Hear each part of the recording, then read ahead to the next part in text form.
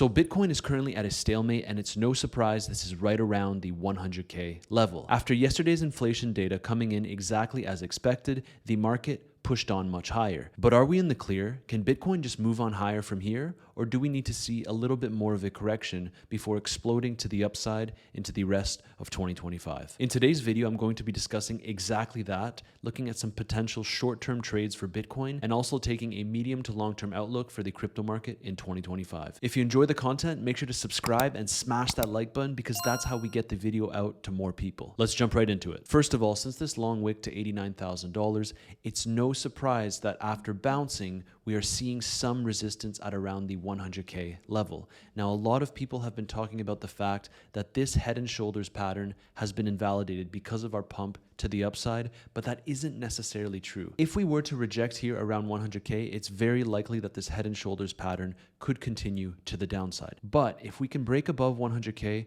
hold it as support, move on higher, and break past this 102.5K level, it would start to look very good for Bitcoin. When we have these drastic moves in the market, you need to make sure that you're staying level-headed and not letting your emotions get the best of you. If you're on X reading what everyone in the crypto space is talking about, it's actually insane how much people can flip-flop. From 1 second, you see influencers talk about the end of the bull market and that we're going to go into a brutal bear market. And the next second, we're going to the moon and Bitcoin is going to go to $300,000. To stay level-headed, I would recommend that you zoom out and look at the bigger picture. Where are we in the 4-year cycle? And based on this, while I think that the bull market still isn't over, we can certainly have some more short-term corrections. So if we start to move to the downside, a potential trade that I would be looking at would be to enter a short around here, right down to the 92K level, riding it with a little bit of leverage. But I will remind you, it's super important to take profits on these trades, especially if you're shorting Bitcoin in a bull market, because the price can reverse faster than anyone can imagine. On the channel, we entered a Bitcoin short right here and secured most of our profits around these levels, and I decided to let the rest of the trade ride, but we got stopped out as we exploded to the upside.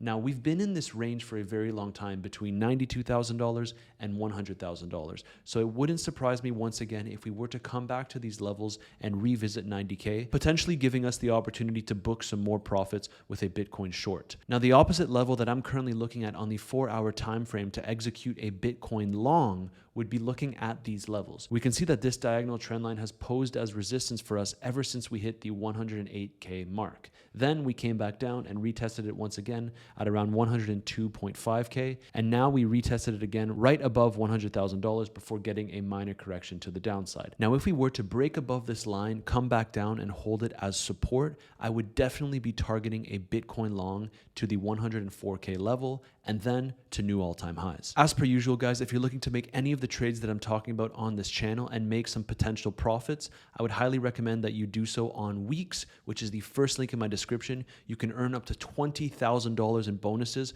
for signing up with my link, and you can even get a 10% deposit bonus. So if you were to deposit $10,000, you can get $1,000 back for free for your trades. So what's currently happening with Bitcoin? Well, if we take a look at the Bitcoin Spot ETFs, we can observe that we saw $755 million worth of inflows yesterday alone. Now, this is very significant, potentially signaling a reversal in the market, because if we take a look at the past data points that we had for the Bitcoin Spot ETFs, we can see that most of these over the past week are actually negative. So the market could potentially be reversing here. And as I always say, in the short term, it really is anyone's best guess as to where the price of Bitcoin could go. That's why I'm always looking for potential longs in the market and also looking for potential shorts, depending on the price action that we get. Remember, when we're making trades in these markets, we have to look at the data objectively and see what the price action tells us. If the price action signals a long, I will long. If the price action signals a short, I will short. Of course, I'm making it sound overly simplistic, but you get the gist of it. We can't control the price action and we just have to react to it. But in the medium to long term, I have a lot of confidence in the fact that Bitcoin should move higher in 2025. Now, one of the main reasons here is because we can still mark similarities between this cycle and the previous cycles. Despite all the institutional interest, it's still looking very similar. In this video, I have two tweets from Pure Patience here. So one of them is talking about the historical price action and seasonality of January for Bitcoin. So we can see here that according to history and seasonality following the elections, plus the fact that we are in a halving year before inauguration, says that we're basically right on track. And it's very clear that January 2017 and January 2021 are rhyming with January 2025. Let's take a look at the charts. In 2017, 2017, on January 5th, we had a massive pullback that started dropping all the way down to over 34%. This is why you'll notice that in some of my videos, I talk about the fact that 15 to 20% dips aren't even that significant, because I've lived through the previous bull market cycles, and believe me, I was scared when I saw these corrections, but Bitcoin only went on to move higher. And so these corrections kind of stop phasing you as you get used to these bull markets. Now, we bottomed here on January 12th before inauguration, and then we just exploded to the upside, continuing much higher into February.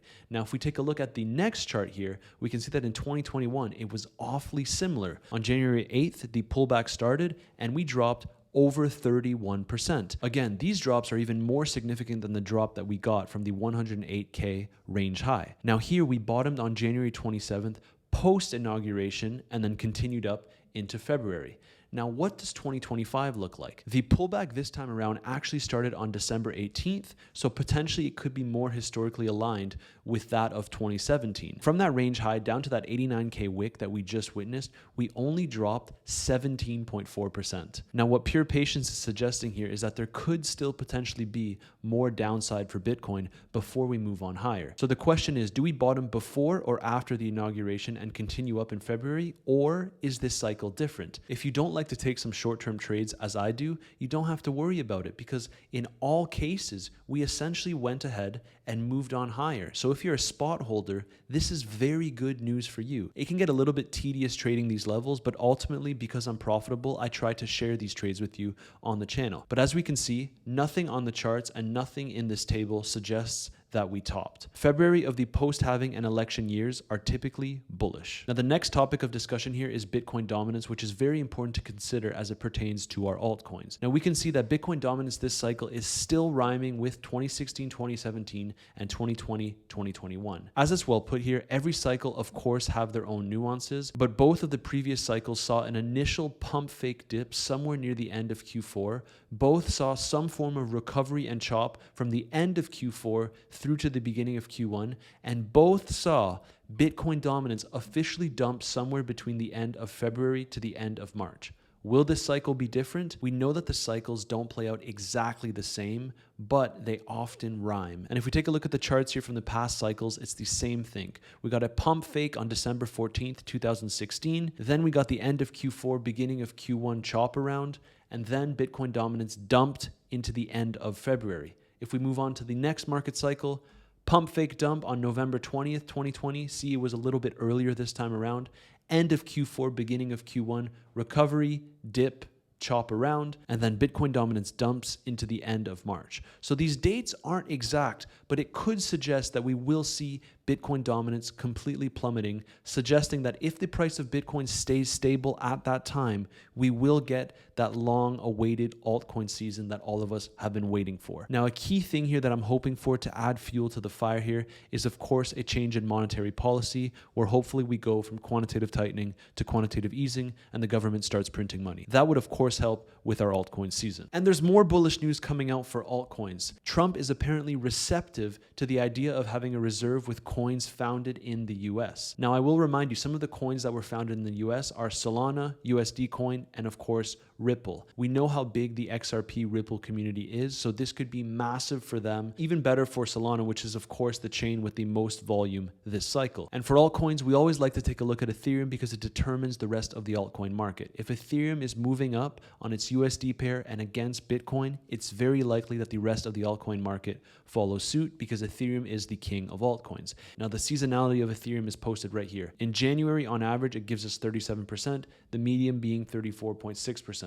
In February, another increase of 35%. In March, another increase of 30%. In April, another increase of 20%. This would suggest that we're approaching a time in the market where there is favorable seasonality for Ethereum. Definitely something that you should keep your eyes on at this point in the cycle. And some more talk about the Bitcoin strategic reserve as we get closer and closer to Trump's inauguration, which is on Monday, the 20th. We can see that that the state of Oklahoma filed for it. We can also see that the Texas state filed for it. And actually at this point in time, there are 8 states that have already filed for this reserve: Florida, Alabama, New Hampshire, Pennsylvania, Ohio, North Dakota, Oklahoma, and Texas. To me, it's looking like a strategic Bitcoin reserve in the US is more and more likely. Oh, and some more interesting news that just came out of the US, which actually just came out as I was filming this video. Coinbase just launched Bitcoin loans for US users. Guys, if you didn't think that Bitcoin would be a financial instrument at this point, you are dead wrong. Look at how we're progressing here. This will only increase on a global scale. Now, a little message to all you traders out there. I have an amazing opportunity for you. Weeks are hosting a huge trading competition where you can earn up to $150,000. And the way that these rewards are distributed is based on your total trading volume. So if you trade with a lot of size, this could be an excellent opportunity for you. Not to mention all the other bonuses that I've worked with them to give you, such as the $20,000 bonus for signing up and the 10% deposit bonus. If you haven't already signed up to Weeks, what are you waiting for? Make sure to check it out. It's the first link in my description, and it's one of the top exchanges in the crypto industry. In the medium to long term, everything is indicating that the bull market should be continuing strong into 2025. We have favorable seasonality for altcoins. Bitcoin should continue higher. Bitcoin dominance should be plummeting, and everything is looking very good. And that sums up today's video. If you enjoyed the content, make sure to smash that like button, subscribe, and I'll see you in the next video.